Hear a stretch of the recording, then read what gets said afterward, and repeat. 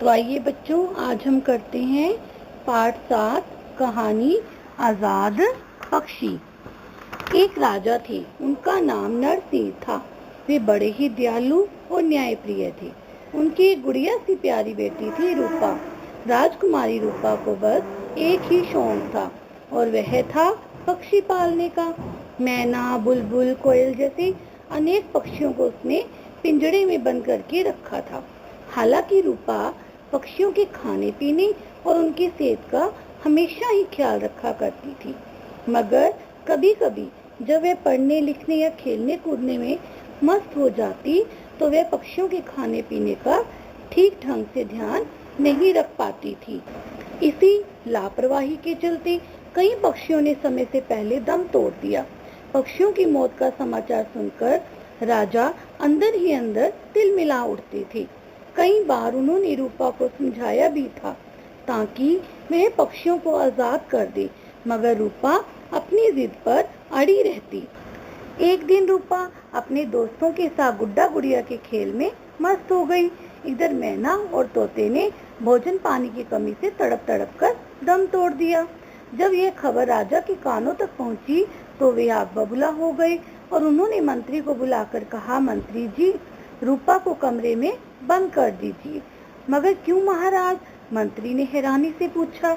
मैं राजा हूँ, यह मेरी आज्ञा है, राजा ने कड़क आवाज में कहा। मंत्री डर के मारे चुप हो गया और राजा की आज्ञा से रूपा को कमरे में बंद कर दिया। कमरे के अंदर तरह तरह के खिलौने और खाने की चीजें रख दी गईं और सभी को रूपा से बातचीत करने की मनाही हो गई। बहुत देर तक रूपा रोती भी लगती रही। वह समझ ही नहीं पा रही थी कि किस अपराध के लिए उसे कमरे में बंद किया गया है।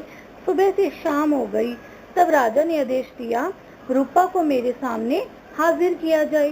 पिता को देखते ही रूपा विलक विलक कर रो पड़ी।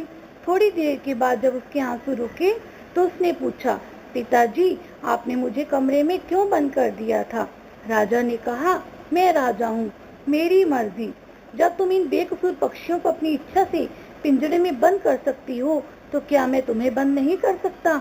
रूपा अपने पिताजी की ओर हैरानी से देखने लगी।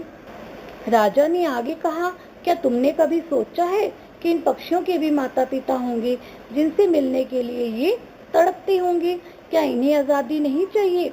यह सुनकर रूपा को अपनी गलती के लिए काफी पछतावा हुआ। उसने कहा, पिताजी, आपने मेरी आंखें खोल दी। मेरी ही तरह ये पक्षी भी तो पिंजरे में कैद होकर तड़प रहे होंगे।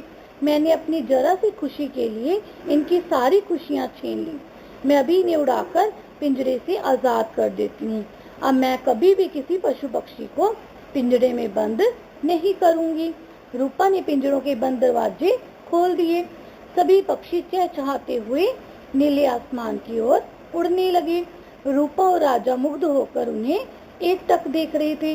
तो बेटा, हमें इस कहानी से क्या शिक्षा मिली? कि हमें पशु पक्षियों को कैद करके नहीं रखना चाहिए, उन्हें भी आजाद रहना अच्छा लगता है।